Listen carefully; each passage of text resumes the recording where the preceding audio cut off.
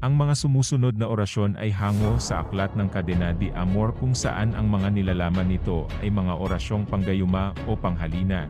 Narito ang ilan sa mga orasyon. Pangsupil ng kalooban sa taong matigas ang puso at damdamin ay lalambot na kasing lambot ng tubig. Ito ay gayuma ni Haring David, Jesus Ursula Judem Tamtam, Biglam Hom Norak Arikam, Yetarum Buraska Benerum, Alta Alta Darit Dios Egosum, Dios Ereorum Dios. Ito ang susi, Bail Sipogo Lelia Jeres Agaliri.